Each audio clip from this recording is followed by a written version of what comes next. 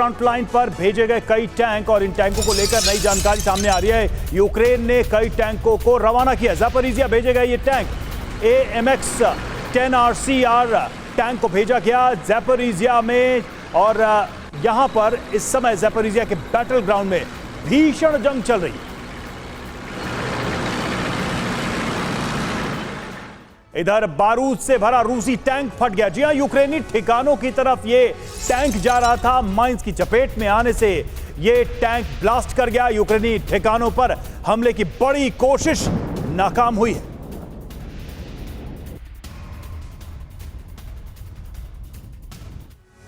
और यूक्रेन के खिलाफ जंग में रूस सिर्फ यूक्रेनी सेना नहीं बल्कि नाटो के खिलाफ भी जंग लड़ रहा है। इसलिए रूस के टारगेट पर नाटो से मिले हथियार पहले दिन से है। अब क्रेमलिन की तरफ से हुए एक बड़े ऐलान के बाद तय हो गया है कि रूसी सैनिकों का फोकस नाटो टैंक, बख्तरबंद गाड़ियां, प्लेन और हेलीकॉप्टर पर ही रहेगा। ऐसा क्यों, देखिए इस रिपोर्ट।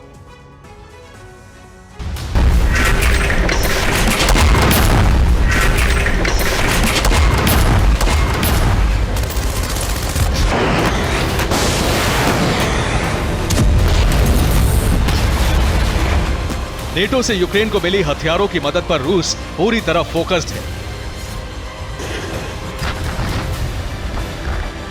रशियन फोर्स उन हर हथियारों को तबाह करने के लिए कदम उठा रही हैं जिन्हें नेटो अजेय बताता आया है।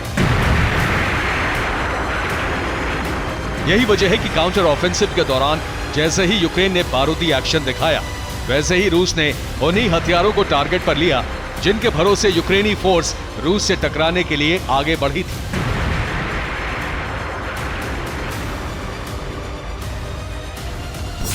इनमें सबसे अहम हथियार हैं टैंक। इसीलिए पिछले 15 दिनों में यूक्रेन को टैंकों का भारी नुकसान उठाना पड़ा।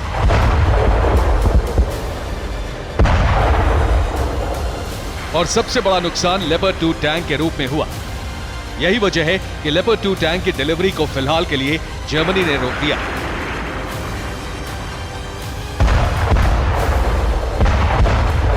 वहीं अमेरिका ने भी हथियारों की सप्लाई को डिले कर दिया।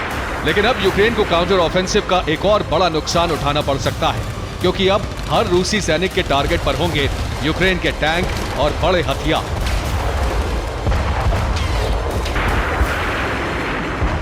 और ऐसा इसलिए होगा क्योंकि क्रेमलिन ने अपने सैनिकों के लिए बोनस ऑफर जारी कर दिया है। इस बोनस ऑफर में नेटो के टैंक ध्वस्त करने पर बड़ा इनाम घोषित कर दिया गया है। इसके अलावा नेटो से मिले दूसरे भारी हथियारों को नष्ट करने पर भी इनाम देने का ऐलान हो गया है।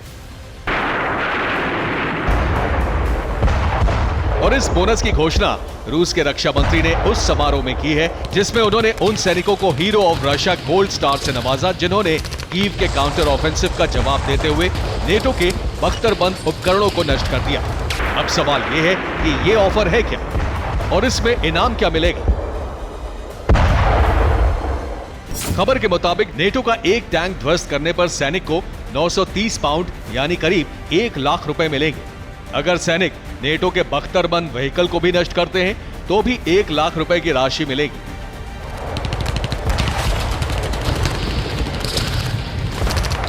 हालांकि इसके पहले भी ऐसा ऐलान हुआ है, जिसके बाद नेटो के हथियारों को नष्ट करने पर सैनिकों को इनाम भी मिला है और ये इनाम की परंपरा शुरू हुई थी करीब 16 महीने पहले,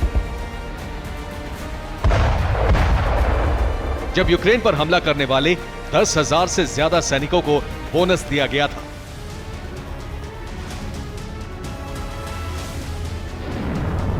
इसके बाद समय समय पर रूसी रक्षा मंत्रालय ने यूक्रेन को मिले हथियार तबाह करने पर बोनस की न सिर्फ घोषणा की बल्कि इनाम भी दिया गया। दावे के तहत 31 मई तक 16,001 वेपन्स नष्ट करने पर 10,257 सैनिकों को पुरस्कृत किया गया।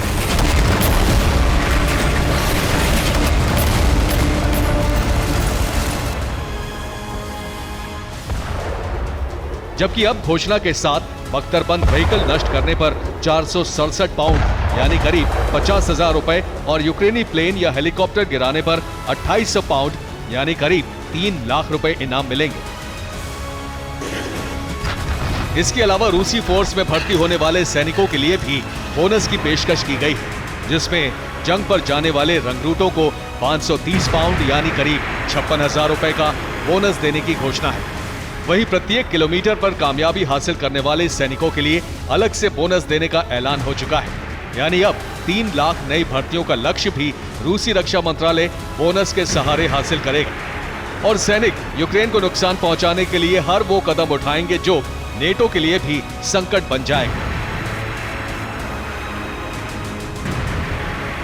Bureau report, TV9 Bharatvarsh.